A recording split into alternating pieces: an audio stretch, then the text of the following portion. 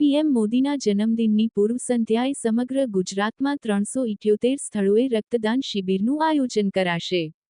Operation સિંદૂરની સફળતાની ઉજવણીના ભાગરૂપે મદદગાર પરિવાર, શૈક્ષણિક સંઘો તેમજ તમામ કર્મચારી મંડળોની બેઠક 14 જૂન વિશ્વ રક્તદાતા દિવસે કરી ઓપરેશન સિંદૂરની સફળતાની તેમજ ભારતના વડાપ્રધાન શ્રી નરેન્દ્રભાઈ મોદીના જન્મદિનની ઉજવણીના ભાગરૂપે પીએમના જન્મદિનની પૂર્વ સંધ્યાએ સમગ્ર ગુજરાતમાં એકસાથે 378 સ્થળોએ રક્તદાન શિબિરોમાં રક્તદાન કરાવી ભવ્ય ઉજવણી કરવાનું આયોજન કરવામાં આવશે. અત્રે ઉલ્લેખનીય છે કે જિલ્લા સ્તરે અને ત્યારબાદ તાલુકા સ્તરે રક્તદાન શિબિરોના આયોજનની ચોક્કસ યોજના, કાર્યક્રમના સ્થળો, કાર્યક્રમના ઇન્ચાર્જ સહિતની તમામ જવાબદારી નક્કી કરી યાદીઓ બનાવવાની તૈયારી કરી હતી. સાથે તારીખ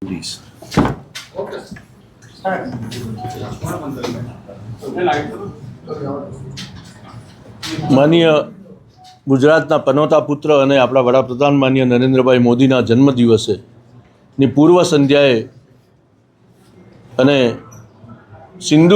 ઓપરેશન સિંદૂરની સફળતાના સંદર્ભે ગુજરાત રાજ્યના તમામ કર્મચારીઓ અને મદદગાર સંસ્થા આજથી 3 માસ પહેલાં ભેગા થઈને કે કર્મચારી તરીકે જ્યારે સરકારના કોઈપણ યોજનાનું અમલીકરણ ગામડાના છેવાડા માણસ સુધી કર્મયોગી બનીને કરતા હોય ત્યારે આપણે સમાજ ઉપયોગી કાર્ય પણ આપણે કરવું જોઈએ એવા આશયથી તમામ કર્મચારી મંડળોના હોદ્દેદારો ભેગા થઈને મદદગાર પરિવાર સાથે અમે 16/9/2025ના રોજ 378 સ્થળ ઉપર એક સાથે બ્લડ ડોનેશન કેમ્પ યોજી રહ્યા છીએ.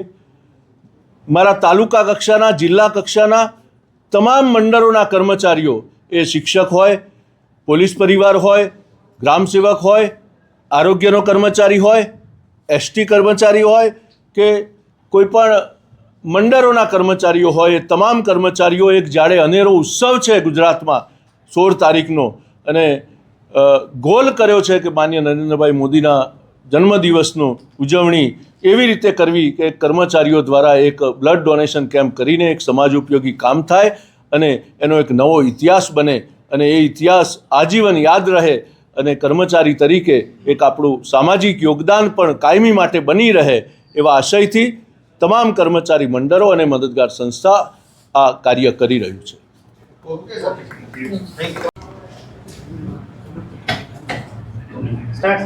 સતીશભાઈ પટેલ, ગુજરાત રાજ્ય કર્મચારી મહામંડળ પ્રમુખ શ્રી.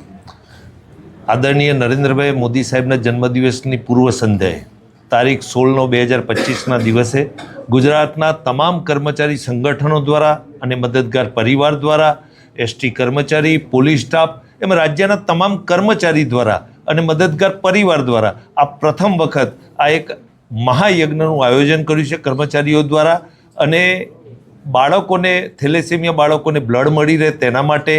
બીજું કે નરેન્દ્રભાઈ મોદી સાહેબના જન્મદિવસ નિમિત્તે ઓપરેશન સિંદૂરને લક્ષ્યમાં રાખીને ઉજવણી સ્વરૂપે 16/9/2025ના દિવસે રાજ્યના તમામ કર્મચારી સંગઠનો, મદદગાર પરિવાર તેમજ તમામ યુનિયનો દ્વારા એક સહિયારો પ્રયાસ કર્યો છે. ઓનલાઈન રજિસ્ટ્રેશન આજે 63,000 જેટલું થયું છે, ઓફલાઈન પર 60,000ની સમથિંગ પહોંચ્યું છે.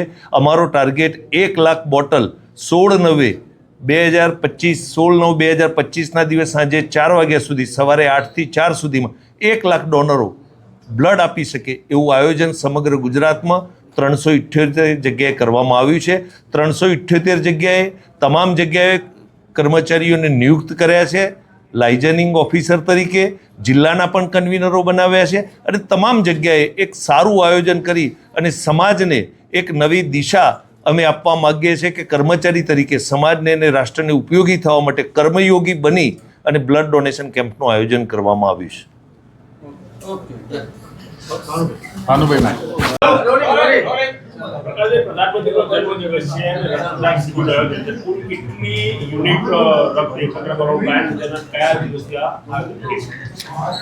વિશ્વ રક્તદાન દિવસ 14 જૂનના રોજ ગુજરાત રાજ્યના તમામ કર્મચારી મંડળો, ગુજરાત રાજ્યના તમામ શૈક્ષણિક સંઘોએ ભેગા થઈ અને તમામ આગેવાનો જે અહીંયા ઉપસ્થિત છે બધાએ ભેગા થઈને ઠરાવ્યું કે આપણે આ વખતે આદરણીય પ્રધાનમંત્રીશ્રીના જન્મદિવસે ઓપરેશન સિંદૂરની સફળતાની ઉજવણીના ભાગરૂપે સમગ્ર રાજ્યની અંદર એક જ દિવસની અંદર સૌથી વધુ રક્તદાન માટેનો એક પ્રયાસ કરીએ, એક વિશ્વ વિક્રમ પણ સ્થાપિત કરવાનો એક પ્રયાસ કરીએ એ પ્રકારનું બધાએ ભેગા થઈને ઠરાવ્યું.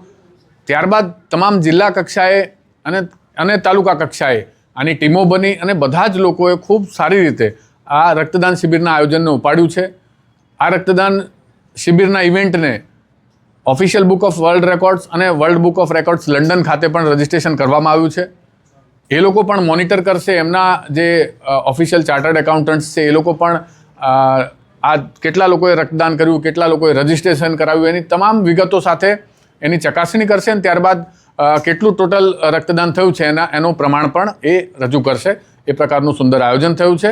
આ કાર્યક્રમની ઉજવણીના ભાગરૂપે ટાગોર હોલ ખાતે 16 તારીખે સાંજે 5 વાગે કાર્યક્રમનું આયોજન કરવામાં આવ્યું છે, જ્યાં આપ બધાને અમે જણાવી શકીશું કોઈ કેટલું ટોટલ રજિસ્ટ્રેશન થયું હતું અને એની સામે ટોટલ કેટલું રક્તદાન થયું છે.